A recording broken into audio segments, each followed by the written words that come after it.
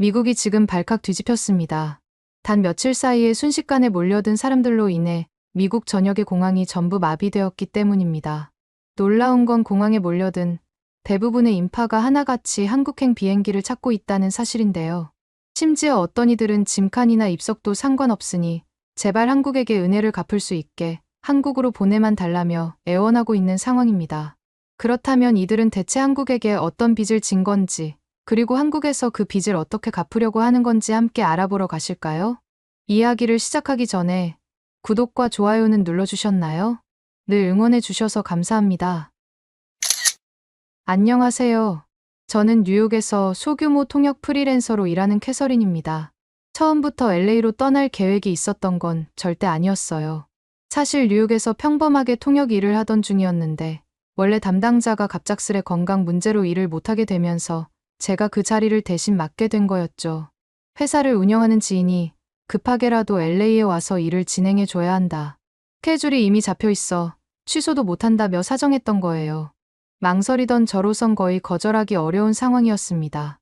처음엔 단순히 통역 번역 관련 미팅 몇 건만 마치고 곧장 돌아오면 되겠지라고 가볍게 여겼어요. 하지만 항공권까지 미리 예약되었고 회사 측에서도 우리가 급히 대체 인원을 찾지 못해 당신밖에 없다며 제게 강하게 부탁했거든요. 이래저래 고민하다 보니 남은 선택지는 LA로 날아가는 것밖에 없었죠. 결정적으로 마감 시한이 임박해 이번 프로젝트 실패하면 거래처 신뢰도까지 잃게 된다는 말이 큰 부담이 됐어요. 평소라면 한 번 더 생각해볼 시간을 가질 텐데 절박함과 압박감에 떠밀리듯 비행기에 몸을 실은 셈이었습니다. 한 번 발을 들여놓고 보니 짧게 갔다 올 일이 이렇게 거대한 사건으로 이어질 줄은 전혀 몰랐어요. 2025년 1월 LA에 도착했을 때만 해도 그저 며칠간 일만 마치고 돌아갈 생각이었거든요. 하지만 출장 사흘째 되던 날 창밖으로 보이는 하늘이 왠지 이상했어요. 호텔 방에서 바라본 하늘이 점점 잿빛으로 변해갔습니다. 처음엔 단순한 안개인 줄 알았는데 시간이 지날수록 더 짙어지더군요. TV를 켰더니 긴급 뉴스가 나오고 있었어요. LA 외곽에서 시작된 산불이 바람을 타고 빠르게 번지고 있다는 소식이었습니다. 설마 여기까지 오진 않겠지라고 안심하려 했지만 불과 몇 시간 만에 상황이 급변했어요. 갑자기 호텔 전체에 긴급 대피 방송이 울리기 시작했습니다. 경고, 산불 확산으로 인한 긴급 대피령이 발효되었습니다. 모든 투숙객은 즉시 짐을 챙겨 1층 로비로 모여주시기 바랍니다. 당황스러웠지만 어쩔 수 없이 최소한의 짐만 챙겨 밖으로 나왔어요. 엘리베이터는 이미 사람들로 가득 차 있었고 비상계단으로 내려가는 동안 불안감이 점점 커졌습니다. 도대체 이 화재가 얼마나 심각한 건지 내가 어디로 가야 할지 아무것도 몰랐거든요. 로비에 도착했을 때 이미 밖은 연기로 자욱했어요. 호텔 직원들은 놀랍게도 모두 사라진 상태였고 투숙객들은 혼란에 빠진 채 이리저리 뛰어다니고 있었습니다. 호텔 밖으로 나가봤더니 거리는 이미 아수라장이 됐더군요. 사람들은 차를 타고 도망치려 했고 도로는 꽉 막혔어요. 연기가 점점 짙어져 호흡도 어려웠습니다. 타는 냄새와 뜨거운 공기가 피부를 찌르는 듯했어요. 어디로 가야 할지 몰라 당황하던 찰나 갑자기 앞이 보이지 않을 정도로 연기가 자욱해졌어요. 숨을 쉴 수 없어 쓰러질 것 같았죠. 그때 누군가 제 팔을 잡았어요. 여기 계세요? 마스크 받으세요. 한국어와 영어가 섞인 다급한 목소리였습니다. 눈을 비비고 보니 응급처치복을 입은 사람이 마스크를 건네고 있었어요. 얼른 마스크를 쓰고 나니 그제야 조금 숨을 쉴 수 있었죠. 그 사람은 저를 데리고 얼마 떨어지지 않은 차량으로 안내했어요. 차 옆에는 코리안 커뮤니티 센터 구급팀이라고 쓰인 현수막이 보였습니다. 코리아타운 한인회 구조대였던 거예요. 알고 보니 LA 한인회에서 파견한 구조대가 산불 지역 곳곳을 다니며 위험에 처한 사람들을 구조하고 있었던 겁니다. 구조대원들은 저에게 마스크뿐만 아니라 물병과 얇은 담요까지 건네주었어요. 지금 바로 대피소로 가겠습니다. 너무 걱정하지 마세요라고 말하는 구조대원의 목소리에서 묘한 안정감이 느껴졌습니다. 차량에 오르자 구조대장이 괜찮으세요? 많이 놀라셨죠? 고 물었어요. 그제야 저는 눈물이 쏟아졌습니다. 공포와 안도감이 한꺼번에 밀려왔거든요. 감사합니다.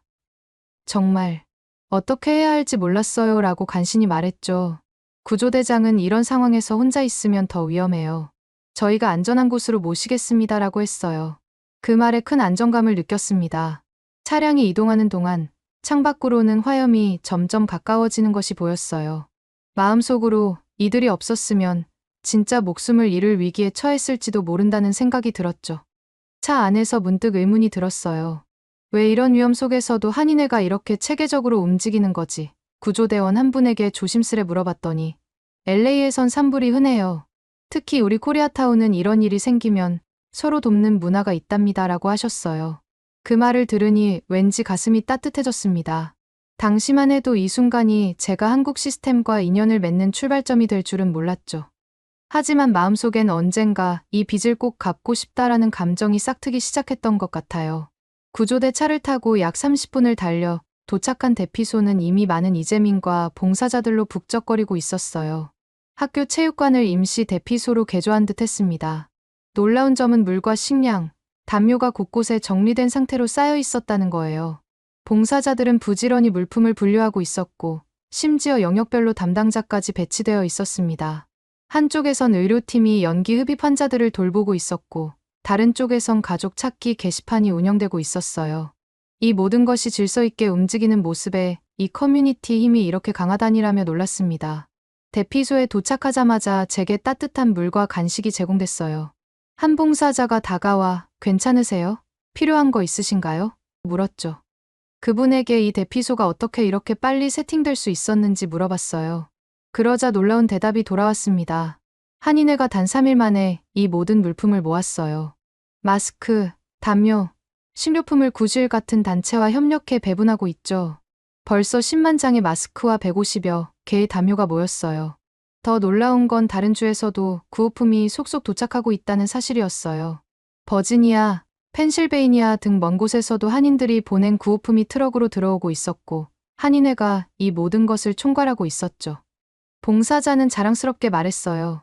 우리끼리 단톡방으로 필요한 물품을 공유하면 각자 가능한 만큼 가져와요. 그럼 물류팀이 분류해서 필요한 곳에 보내죠. LA 7지구 시의원실에서도 5만 장의 마스크를 기부했고, LA 시장실에서도 도움 요청 전화를 받고 구호 물품을 지원할 계획이라고 하더라고요. 정말 체계적인 물류 관리 모습을 보며 LA 시정부보다 훨씬 신속하네라는 생각이 절로 들었습니다. 대피소 한쪽 벽에 붙은 공고문이 눈에 들어왔어요. 수어가 가능하신 분 구합니다 라는 내용이었죠. 청각장애인 이재민도 있어 수어 봉사자를 찾고 있다는 공고였습니다. 그 글을 보는 순간 왠지 제 마음이 다시 울렸어요. 사실 저는 수어를 할 수 있었거든요. 하지만 당시에는 너무 지쳐 있어서 선뜻 나서지 못했습니다. 나중에 좀 회복되면 도와야겠다라고 생각했죠. 이때의 작은 스침이 훗날 큰 갈등 해결로 이어질 줄은 전혀 몰랐어요. 첫날 밤은 정말 힘들었어요. 연기 흡입으로 목이 아프고 기침이 나왔죠. 저는 제 몸부터 추스르느라 대피소 구석에 마련된 간이 침대에 누워 있었습니다. 이따금 봉사자들이 와서 힘내세요. 금방 괜찮아질 거예요 라며 격려해줬어요. 그들의 따뜻한 말 한마디가 큰 위로가 되었죠. 밤새 기침하며 겨우 잠이 들었는데 아침에 일어나 보니 상태가 조금 나아진 듯 했어요. 이튿날 어느 정도 안정된 후에는 봉사자를 돕고 싶다는 마음이 생겼습니다.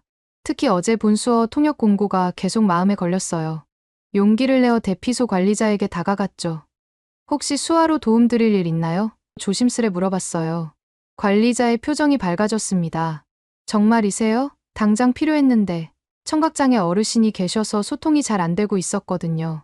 그 반응에 저도 기분이 좋아졌죠. 사실 저는 한국 수어를 완벽히 구사하진 못했어요. 미국 수어는 능숙했지만 한국 수어는 기본적인 것만 알고 있었거든요. 하지만 수화 기반이 있으니 어떻게든 소통할 수 있을 거라고 판단했습니다. 관리자는 저를 한쪽 구석으로 안내했어요. 그곳엔 나이 지긋한 청각장애인 어르신이 홀로 앉아 계셨죠. 수어로 간단히 안녕하세요. 도움이 필요하신가요? 라고 인사하자 어르신의 표정이 환하게 밝아졌어요. 비록 미국식 수어였지만 어르신이 어느 정도 이해하신 듯 했습니다. 어르신은 천천히 손짓으로 당신 손이 제 목소리였어요 라고 표현하셨어요.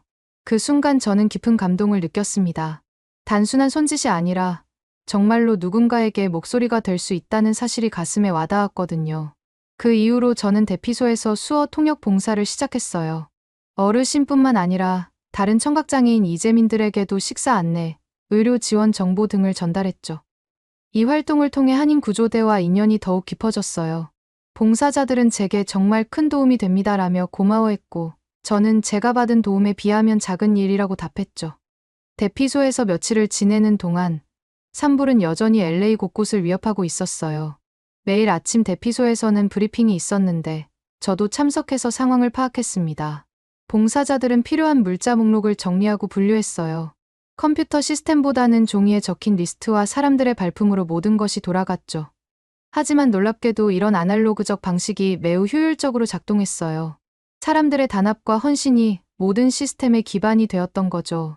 이런 모습을 보며 이런 단합이 재난 상황에서 얼마나 큰 힘이 되는지 몸소 깨달았습니다. 어느 날 브리핑 중에 긴급 소식이 들어왔어요. 산불이 확산된 한 주택가에 아직도 고립된 주민들이 있다는 보고였죠. 곧바로 한인회는 SNS로 정보를 모으기 시작했어요. 그 지역 근처에 아는 사람이 있는지, 도로 상황은 어떤지 등을 파악했습니다. 불과 몇 시간 만에 구호팀이 구성되어 출발했죠. 이런 신속한 대응을 보며 이건 작은 정부 같은데요? 라고 말했더니 한 봉사자가 웃으며 우리 한인들은 이런 일에 익숙해요. 특히 허스트 산불이 95% 진화됐지만 샌퍼난도, 밸리 지역 한인들의 피해 상황이 계속 접수되고 있어서 더 열심히 움직이고 있어요 라고 알려주셨어요. 제프리 LA 한인회 사무국장도 대피소를 방문해 봉사자들을 격려했어요. 사무국장은 한인 주요 거주지 인근인 동부 내륙 알타데나에서 발생한 이튼 산불의 진압률이 27%에 불과해 완전 진화가 이뤄져야 피해 규모를 정확히 파악할 수 있을 것이라고 말했습니다. 상황이 아직 심각하단 걸 알 수 있었어요. 물품 분류부터 정보 공유, 이재민 구조까지 모든 것이 유기적으로 이루어지는 모습이 인상적이었어요. 저는 한 봉사자에게 이 나라 사람들인가요? 라고 물었더니 그분이 웃으며 미국에서 사는 한인들입니다라고 알려주셨어요. 무엇보다 놀라웠던 건 단순히 도움을 받는데 그치지 않고 주기적으로 모여 이 문제를 논의하는 학부모들의 모습이었습니다. 그때부터 한국이라는 공동체 자체에 깊은 호감을 갖게 된 것 같아요. 대피소 생활이 일주일째 접어들 무렵 저녁 봉사를 마치고 모두가 지쳐있을 때였어요. 한인 봉사자 한 분이 다가와 한식 드셔보실래요? 권유하셨죠. 사실 며칠째 샌드위치와 간편식만 먹다 보니 뭔가 따뜻한 음식이 당겼어요. 하지만 그분이 들고 온 식판을 보고 살짝 긴장했습니다. 빨갛고 자극적으로 보이는 음식들이 있었거든요. 그래도 호기심과 배고픔에 용기를 내어 시도해봤어요. 첫 번째로 도전한 건 김치였습니다. 한 입 베어 물자마자 입안이 알싸하게 매워져서 잠깐 당황했어요. 하지만 곧 매운맛 뒤로 고소함과 새콤함이 어우러지는 독특한 맛이 느껴졌죠. 처음엔 낯설었지만 두 번째 바디부터는 계속 먹게 되더라고요. 그리고 뜨끈한 된장국을 한 모금 마셨는데 그 순간 온몸에 힘이 돌면서 피로가 싹 풀리는 듯한 느낌이 들었어요. 와, 정말 맛있네요 라고 말하자 주변 봉사자들이 기뻐했습니다. 이 식사 시간을 통해 봉사자들과 더 가까워졌어요. 낯선 음식이었지만 그것을 통해 느낀 배부르고 포근한 기분은 한식에 대한 호감으로 이어졌죠.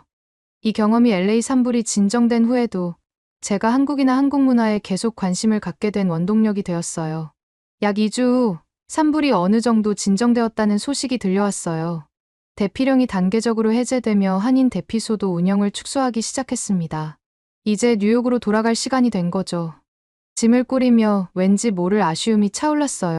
짧은 시간이었지만 정말 많은 것을 배우고 경험했거든요. 떠나는 날 대피소에서 만난 봉사자들이 배웅해 주셨어요. 정말 큰일 하셨네요. 다음에 뵈어요. 라는 인사에 가슴이 뻐근해졌습니다. 저는 그들에게 언젠가 한국 관련해서 더 깊이 알아보고 싶다고 말했죠. 그들은 환하게 웃으며 언제든 환영합니다라고 화답했어요. 대피소를 나서기 전 코리아타운 구조대장이 저를 찾아왔어요. 덕분에 수화로 여러분을 안내할 수 있었습니다. 정말 감사합니다라고 하셨죠. 저는 제가 받은 은혜가 더 큽니다. 목숨을 구해주셨으니까요 라고 진심을 담아 답했어요. 서로 손을 맞잡는 순간 눈시울이 붉어졌습니다. 이 인연이 훗날 제가 산불 뉴스를 접했을 때 주저없이 한국행을 선택하도록 만드는 핵심 동인이 된 거죠. 알고 보니 LA 한인회는 2025년 1월 21일에 추가적인 산불 피해 지원 모금 캠페인을 시작했다고 해요. 한인회 직원부는 지난 2021년 15번 프리웨이 케이온패스 산불, 시리아 지진 피해 돕기 등 다양한 구호활동 경험을 통해 이번에도 단 $1도 준비 과정이나 경비 등에 쓰지 않고 100% 피해자들에게 전달할 것이라고 말씀하셨습니다. 이런 투명한 운영 방식이 한인회에 대한 신뢰를 더욱 높여주었어요. 또 한 가지 놀라웠던 건 이상덕 재외동 포청 청장이 로버트 안 LA 한인 회장에게 산불 피해에 대한 위로 메시지를 직접 전달했다는 이야기였어요. 사무국장님은 청장이 LA 동포사회가 재외공관을 통해 구호물품 등을 요청하는 경우 가능한 범위 내에서 적극적으로 지원하겠다고 약속했다고 전해주셨죠. 국가 차원에서도 이렇게 관심을 갖고 도움을 준다는 사실이 인상적이었습니다. 뉴욕행 비행기 안에서 많은 생각이 들었어요. 한식의 맛과 한인회의 단합, 그리고 수아가 존엄이 될 수 있음을 곱씹었습니다. 제가 경험한 모든 것이 우연히 일어난 일처럼 보였지만 어쩌면 의미 있는 인연의 시작이었을지도 모르겠다는 생각이 들었어요. 이 빚을 그냥 넘어가지 않겠다. 언젠가 내가 도움을 돌려줘야지라고 다짐했습니다. 그때만 해도 이 결심이 이렇게 빨리 실행에 옮겨질 줄은 몰랐어요. 뉴욕에 돌아온 지 몇 달 후 TV에서 우연히 경상북도 산불 뉴스를 보게 됐어요. 뉴스 하단에 자막이 흘러가고 있었죠. 경상북도 산불 확산 중. 청각장애 독거노인 고리 무려. 그 순간 심장이 쿵쾅거리기 시작했어요. 청각장애인이면 경보음조차 들리지 않을 텐데 라는 걱정이 스쳐 지나갔죠. LA에서의 기억이 오버랩되면서 머릿속이 복잡해졌어요. 뉴스 내용을 더 자세히 듣다 보니 경북에서 산불이 시작되었다고 해요. 불길은 점점 확산되었고 강한 바람 풍속 4m/s로 인해 빠르게 번져 인근 주민들의 안전이 위협받고 있다고 했습니다. 특히 거동이 불편한 70대 이상 고령자들과 청각장애인들의 상황이 더욱 위험하다는 말에 가슴이 조여왔어요. 망설임 없이 한국 NGO 긴급구호팀 연락처를 찾아 전화를 걸었어요. 저 수아로 통역 가능합니다. LA 산불 때도 구조받은 경험 있고 수어 봉사도 했어요 라고 소개했죠. 전화 너머로 담당자의 놀란 목소리가 들렸어요. 오, 정말 큰 도움이 되겠네요. 지금 현장에선 수어 통역자가 부족한 상황입니다. 통화를 마치고 깊은 숨을 들이쉬었어요. 뉴욕에서의 일정을 모두 미루고 한국행을 결정하는 건 쉬운 일이 아니었죠. 하지만 LA 구조대에게 받은 은혜를 이번엔 내가 갚을 차례라는 생각이 확고했어요. 또한 수어 통역이 생명에 직결될 수 있다는 사실을 LA에서 절감했기에 망설일 이유가 없었습니다. 곧바로 한국행 비행기표를 예매했어요.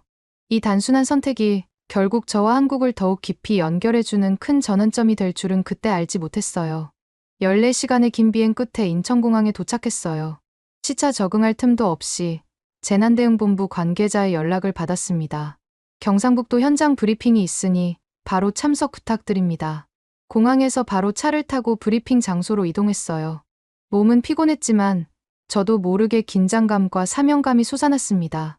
브리핑장에 도착하자마자 놀란 것은 이미 수어 통역 지원팀이 별도로 편성되어 있다는 사실이었어요.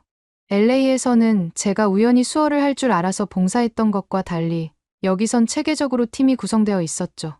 팀장님이 저를 반갑게 맞아주셨어요. 한국 수어 완벽하진 않아도 비슷하니 적응 빠를 겁니다. 걱정 마세요. 그 말에 안도감이 들었습니다.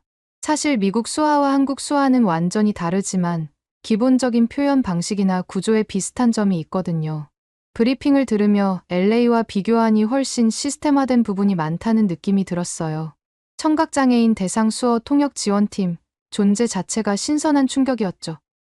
이런 준비성을 보며 제 역할이 분명해졌고 사명감이 더욱 강해졌습니다. 브리핑에서는 한국 산불 확산을 방지하고 초기 대응 체계를 구축하기 위해 산불 확산 방지 기관단체 대책회의를 이미 개최했다는 소식도 들었어요.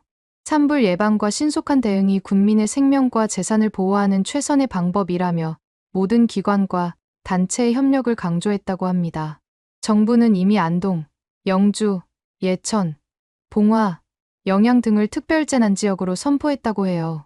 심리적 충격을 고려해 경상북도 재난심리지원센터 및 영남권 트라우마 센터와 협력하여 전문 상담 인력도 배치했다고 하더군요. 정말 체계적인 대응 시스템이었습니다. 브리핑이 끝난 후 바로 경상북도 대피소로 출발했어요. 산간지방이라 이동도 쉽지 않았고 시차 적응이 안 된 상태라 무척 지쳐 있었죠. 하지만 대피소에 발을 들이는 순간 구호 물자와 인파가 뒤섞인 장면이 LA 때와 오버랩되면서 묘한 기시감이 들었어요. 다만 차이점이 있다면 훨씬 더 체계적으로 운영되고 있다는 점이었죠. 여긴 한국 시골인데도 이렇게 체계가 잘 잡혀 있네라며 놀랐어요. 대피소에 도착하자마자 한 봉사자가 급히 다가왔어요. 수어 통역자세요? 청각장애 어르신이 오셨는데 안내가 안 되고 있어요. 바로 일터로 뛰어갔죠. 한쪽에 앉아 계신 어르신께 다가가 서툴지만 손짓으로 안녕하세요. 여기로 오시면 식사의료 지원받을 수 있어요 라고 전했어요. 노인분이 처음엔 의아한 표정을 지으셨어요. 아마도 당신은 미국 사람인 것 같은데 수어를 조금 하네 라는 의문이 드셨던 것 같아요. 하지만 곧 고마움의 표정으로 바뀌었죠. 이곳에서도 LA 대피소와 마찬가지로 사람을 먼저 살리는 분위기가 느껴졌어요. 다만 규모나 체계면에서는 한층 업그레이드된 느낌이었습니다. 대피소 곳곳에는 정확한 안내문이 있었고 각 구역별로 담당자가 배치되어 있었죠. 저 또한 한인의 구조대에게 받은 기억이 겹쳐 더욱 열심히 뛰어다녔어요. 대피소에는 수백 인분의 식사를 준비하고 나눠주는 자원봉사자들의 손길이 분주했어요.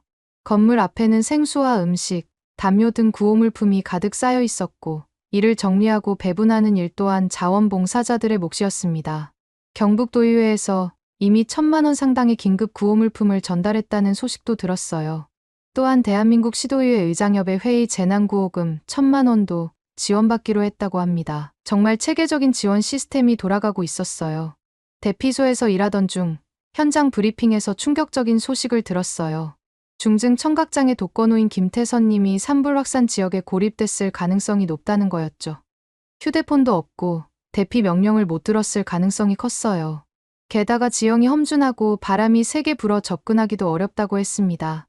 수색팀이 출동 준비 중이라는 소식을 들었어요.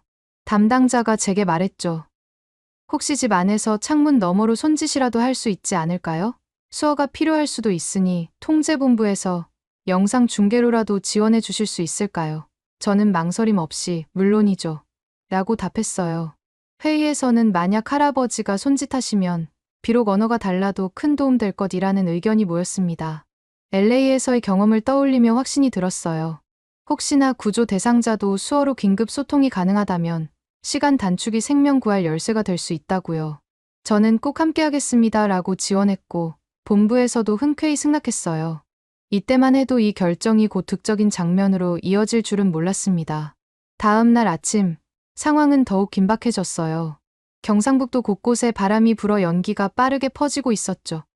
수색팀 리더가 무전으로 보고했어요. 이대로 들어가는 건 위험하지만 더 늦으면 할아버지 찾기 힘들어질 것 같습니다. 진입하겠습니다. 모두의 얼굴에 긴장감이 맴돌았어요. 수색팀은 혹시 집 근처 도달하면 창문을 확인하겠다고 했습니다. 통제본부에선 드론 영상을 실시간으로 모니터링하고 있었어요.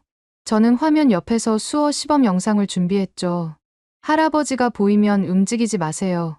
기다려주세요 라는 메시지를 전달할 계획이었어요. 한 치 앞도 모르는 상황에서 온 몸이 신경이 곤두섰습니다. 이 상황에서 수어 통역의 필요성을 다시금 실감했어요. 만약 할아버지가 소리를 못 듣는다면 구조대의 외침은 아무 소용이 없을 테니까요. 창문 너머로 시야를 확보하고 수어로 신호를 보내고 그 다음 구조대가 진입하는 것이 성공의 열쇠였습니다.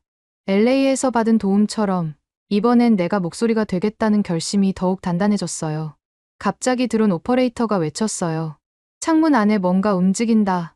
모두의 시선이 화면으로 집중됐습니다. 연기가 자욱한 화면 속에서 희미하게 실루엣만 보였지만 분명 누군가 손을 흔드는 것 같았어요. 제 심장이 요동치기 시작했습니다. 즉시 행동에 옮겼어요. 화면에 비치는 창문 쪽으로 제가 수어를 보여주는 카메라를 연결했습니다. 곧 구조대가 들어갑니다. 움직이지 마세요. 괜찮아요 하는 메시지를 한국 수어처럼 흉내내며 전달했어요. 사실 100% 정확한 한국 수어는 아니었지만 기본적인 제스처와 표정으로 최대한 의미를 전달하려 했죠. 놀랍게도 창 안쪽의 인물이 오케이, 제스처 비슷하게 응답하는 것이 보였어요. 그 순간 모두가 안도의 한숨을 내쉬었습니다. 구조대가 즉시 그 집에 진입했고 얼마 후 무전이 들어왔어요. 할아버지 발견했습니다. 의식 있으시고 지금 이송 중입니다. 모두가 환호했죠. 구조대원이 나중에 말하길 이 손짓이야말로 목소리보다 빠른 언어였습니다. 덕분에 할아버지가 미리 준비하고 계셔서 신속하게 구출할 수 있었어요 라고 했어요. 그 말에 모두가 울컥했습니다.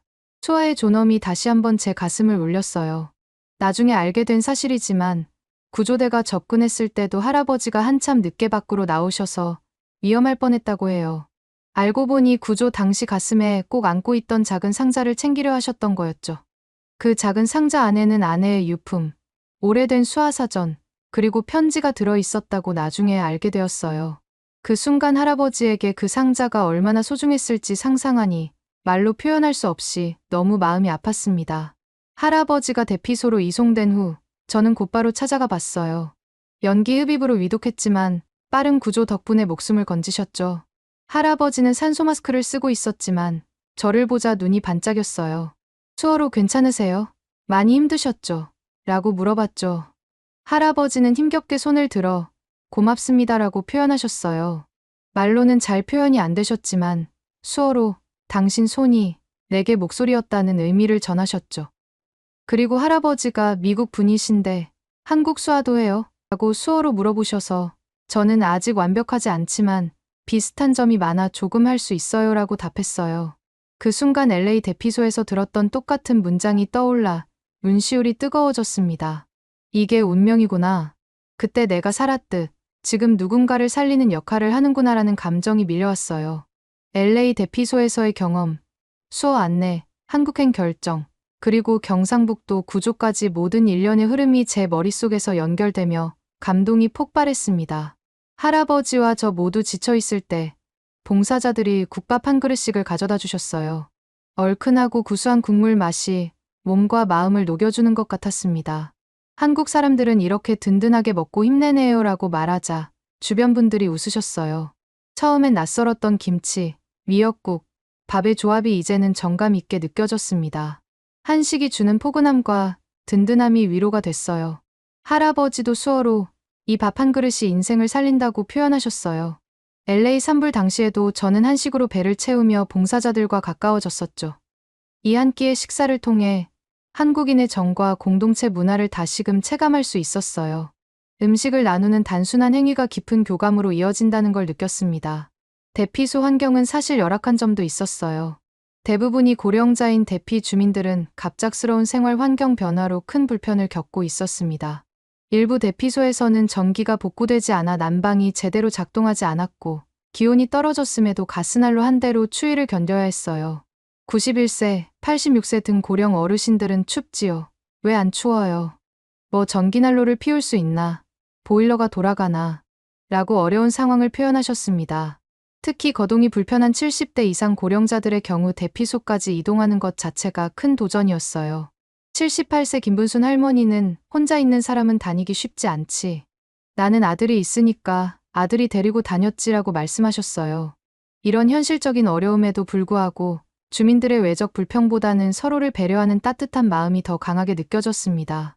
대피소에서 봉사하면서 한국의 재난 대응 시스템의 세밀함에 감탄했어요. 노약자 전용 난방기, 심리지원 상담사 상주, 상황지휘본부의 실시간 보고, 체계 등이 완벽하게 갖춰져 있었죠. 이거 정말 대단하다. LA 때보다 훨씬 조직적이네요 라고 말하자 한 담당자가 우리는 항상 최악의 상황을 대비합니다 라고 답했어요. 자원봉사단과 지방자치단체가 끈끈이 협력하는 모습이 인상적이었습니다. 산불 피해로 대피한 주민들은 당장의 의식주뿐만 아니라 다양한 생활 필수품이 필요한 상황이었어요. 특히 속옷이나 양말 같은 기본적인 생필품 지원이 더 필요했습니다. 한 주민은 씻지도 못해. 손이 시커멓게 와서 그대로 있잖아. 옷 같은 거는 좀 보급이 되면 좋은데 정부에서 옷은 보급이 안 되라며 실질적인 필요를 호소했어요. 제가 이런 현실적인 필요를 파악하고 관련 담당자에게 전달했더니 즉시 필요물품 목록을 작성해 추가 지원을 요청하더군요. 대피소 한쪽에 설치된 무인 안내 단말기에서는 수어 영상이 반복 재생되고 있었어요. 이 손짓은 당신의 생명을 지키는 언어입니다라는 문구가 화면에 떠 있었죠. 김태선 할아버지도 관심 있게 보시며 지금 세상이 이렇게 편해진 줄 몰랐네라고 수어로 말씀하셨어요. 저도 이런 세심한 배려에 감동했습니다. 경상북도 대피소의 촘촘한 시스템을 보며 처음엔 왜 이렇게까지 철저한 거지? 라고 의아했어요. 하지만 점차 사람 생명을 최우선으로 한다는 한국적 사고방식을 깨닫게 됐습니다. 단순히 개인의 노력이 아니라 시스템 자체가 사람을 지키도록 설계되어 있다는 점이 놀라웠어요. 이 깨달음이 한국은 사람이 구조하는 나라가 아니라 시스템이 사람을 구조하는 나라구나라는 확신으로 연결됐습니다. 약 일주일 후 산불이 대부분 진압되었다는 소식이 들려왔어요. 마지막 브리핑에서는 진압률이 90%를 넘었고 피해 주민도 대체로 파악되었다고 했습니다. 대피소를 단계적으로 축소할 예정이라는 말에 저도 그럼 미국으로 돌아가야 하나 생각하기 시작했어요. 떠나기 전날 김태선 할아버지가 저를 찾아오셨어요. 작은 수첩을 들고 계셨는데 수어 사전을 뒤적여가며 짧은 메모를 써서 건네셨죠. 살려줘서 고맙소. 당신 손이 내 목소리였소라는 문장이 적혀 있었어요. 눈물이 왈칵 쏟아질 뻔했습니다. 정말 잊지 못할 명예로운 순간이었죠. LA 한인회 구출에서 시작해 수화 봉사, 한국행 결정, 그리고 김태선 할아버지 구조까지 모든 일이 하나로 연결된 것 같았어요. 내가 누군가에게 진 빚을 이렇게 갚았구나라는 안도감과 함께 앞으로도 이런 식으로 도울 일 있다면 망설이지 않겠다는 결심이 강해졌습니다. 귀국을 하루 앞두고 자원봉사자들이 저를 불렀어요. 비행기 타기 전에 뜨끈한 국밥 한 그릇 더 드시고 가세요. 배도 출출했던 차라 호기심 반 설렘 반으로 함께 식당으로 이동했습니다. 김태선 할아버지도 의사 허락하에 동석하셨어요. 이번에는 국밥 외에도 달콤한 불고기와 각종 반찬이 함께 나왔어요. 이 조합은 또 뭐지? 싶으면서도 한 숟갈 먹을 때마다 새로운 맛의 세계를 경험하는 기분이었습니다. 마치 새로운 문화를 전부 맛보는 듯했어요. LA 대피소 식사에 이어 경상북도 대피소에서도 한식이 저와 한국인의 교감 매개체가 됐죠. 할아버지가 수어로 나는 마늘과 고추가 들어간 매운 음식이 최고라며 웃으셨어요. 저도 맵지만 중독성 있네요라고 답하며 웃었죠. 이 따뜻한 식사 시간이 저를 더욱 한국에 애정 갖게 만들었어요. 음식을 나누는 행위가 단순한 배고픔 해결이 아니라 마음을 나누는 과정임을 깨달았습니다. 마지막 날 NGO 책임자와 작별 인사를 나눴어요. LA에서 도움받으신 분이 한국에 와서 또 이렇게 누군가를 살려줬으니 정의의 순환 아닙니까? 그 말에 저도 네, 저도 자랑스럽습니다라고 화답했어요. 모두가 환히 웃으며 기념사진 한 장을 남겼습니다. 김태선 할아버지와의 작별도 가슴 뭉클했어요. 할아버지가 힘겹게 일어나 수어 대신 포옹으로 고맙다는 마음을 전해오셨거든요. 꼭 다시 보자라는 약속도 손짓으로 나눴죠. 눈물이 맺힌 채 마지막 인사를 나누는 모습에 주변 분들도 뭉클해하셨어요. 비행기에 오르며 돌아보니 LA를 살려준 한인회와 이번엔 제가 경상북도에서 수어 봉사를 한 선순환이 분명해 보였어요. 제 인생이 새로운 국면을 맞았다는 걸 확실히 자각했죠. 이 경험을 기록하기 위해 뉴욕에 돌아가면 글을 써야겠다고 다짐했습니다. 비행기 안에서도 계속 생각이 꼬리를 물었어요. 특히 대피소에서 목격한 몇 가지 장면이 계속 떠올랐습니다. 대피소에서 상시 진료를 실시하는 의료팀과 의약품을 지원하는 대한적 십자사 봉사약사회의 헌신, 방역기동반의 활약 같은 세부적인 지원 시스템이 인상적이었거든요. 영덕군의 경우 이틀 새 주민 100여 명이 심리 상담을 받았다는 이야기도 들었고요. 이런 종합적인 관리 시스템은 LA 대피소에서도 볼 수 없었던 수준이었습니다. 뉴욕으로 돌아온 후 첫 일은 블로그에 이 모든 경험을 담은 글을 올리는 것이었어요. 첫 문장은 수하는 손짓이 아니라 누군가에게 목소리가 됩니다로 시작했죠. LA에서 구조된 사실부터 경상북도에서 제가 구조활동한 일, 한식 체험비까지 상세히 기록했어요. 예상 외로 반응이 폭발적이었습니다. 한국 네티즌들도 번역본을 통해 열렬히 호응해 주셨죠. 이후 미국 현지 언론, 한국 언론 여러 매체에서 인터뷰 제안이 쏟아졌어요. 저는 한국인들의 대단한 시스템과 마음을 전파하고 싶다라며 적극 수락했습니다. 김태선 할아버지 사진과 LA 대피소 모습 비교 자료를 첨부해 두 경험의 연결성을 강조했어요. 블로그 글에는 단순한 우연인 줄 알았던 LA 산불 대피소 경험이 몇 달 후 산불 구조 활동으로 이어질 줄은 몰랐다는 내용도 포함했어요. 특히 LA 한인회가 불과 3일 만에 10만 장의 마스크와 150여 개의 담요를 모았던 이야기, 그리고 경북도의회가 1,000만 원 상당의 긴급 구호물품을 전달한 사실 같은 구체적인 내용도 소개했습니다. 이런 구체적인 숫자와 사실은 독자들에게 더욱 생생한 현장감을 전해주었어요. 글에는 또한 김태선 할아버지가 왜 늦게 대피하셨는지에 대한 에피소드도 담았습니다. 그분의 귀중한 상자에 담긴 아내의 유품, 오래된 수화사전, 그리고 편지가 얼마나 소중했는지 설명하며 위기 상황에서도 인간의 감정과 소중한 가치를 지키려는 마음이 드러나는 순간이었다고 썼어요. 이 모든 경험을 통해 봉사자들과의 인연, 한식의 매력, 수와 통역의 중요성이 한데 뭉쳐 세상을 향해 발신되었습니다. 한국은 단순히 기술 선진국이 아니고 사람을 중심으로 움직이는 나라라는 결론에 많은 이들이 공감해 주셨어요. 예상치 못했던 이 여정이 전 세계에 울림을 주는 메시지가 되었고, 저에게는 더 다양한 협업과 자원봉사의 기회로 이어졌습니다. 오늘도 가끔 김태선 할아버지와 연락을 주고받습니다. 수어로 화상통화를 하면서 서로의 근황을 나누죠. 할아버지는 이제 완전히 회복되어 마을 친구들과 다시 일상을 보내고 계십니다. 그때 그 상자에 담긴 편지는 돌아가신 할머니가 할아버지에게 쓴 마지막 편지였다고 해요. 어려울 때마다 이 편지를 읽어봐요. 내가 항상 당신 곁에 있을 테니. 라는 내용이었다고 합니다. 그 편지가 화재 속에서도 할아버지에게 큰 위안과 힘이 되었던 거죠. LA 한인회와도 계속 소통하고 있어요. 로버트 안 회장님은 제 블로그 글을 읽고 이메일을 보내주셨어요. 산불 피해자를 돕던 저희가 오히려 더 큰 선물을 받은 것 같습니다. 당신의 이야기로 많은 사람들이 감동을 받고 있습니다. 라는 내용이었습니다. 이런 소통이 계속되면서 한국과 미국을 오가는 또 다른 봉사 프로젝트의 가능성도 논의 중이에요. 지난주에는 뉴욕 한인회에서 청각장애인을 위한 수어, 교실 자원봉사를 제안받았어요. 정기적으로 수어를 가르치는 일을 시작하게 됐죠. 첫 수업 때 LA와 한국에서의 경험을 나누었더니 학생들의 눈빛이 달라지더군요. 단순한 의사소통 도구가 아닌 누군가의 생명을 구하는 존엄의 언어로서 수어를 배우는 열정이 느껴졌습니다. 이제 저는 수어 통역사로서의 전문성을 더 키우기 위해 공부도 시작했어요. 특히 한국 수어에 대한 이해를 넓히고 싶어서요. 언젠가 다시 한국을 방문할 기회가 오면 더 능숙하게 소통하고 싶다는 바람 때문이죠. 단순했던 LA 출장이 제 인생의 방향을 이렇게 바꿔놓을 줄은 정말 몰랐습니다. 재난은 예고 없이 찾아오지만 그 속에서 만난 사람들과의 인연, 그리고 서로를 돕는 경험은 제 삶의 큰 선물이 되었어요. 매일 뉴스를 통해 세계 곳곳의 재난 소식을 접할 때마다 저는 이제 그 현장 속 사람들의 마음과 연결돼 있다는 느낌이 듭니다. LA의 한인회 구조대원들과 한국 자원봉사자들이 보여준 헌신이 지금도 제 가슴 속에서 따뜻하게 빛나고 있으니까요. 한국인 여러분들은 미국 사람들이 어떤 걸 가장 먼저 도와줬으면 좋겠다고 생각하시나요? 오늘의 사연은 어떠셨나요? 오늘의 사연이 마음에 드셨다면 좋아요만 한번 눌러주세요. 1초밖에 안 걸리지만 좋아요를 한번 눌러주시면 더 좋은 사연을 소개해드리는데 큰 힘이 된답니다. 긴 영상 시청해주셔서 감사합니다. 오늘도 행복한 하루 보내세요.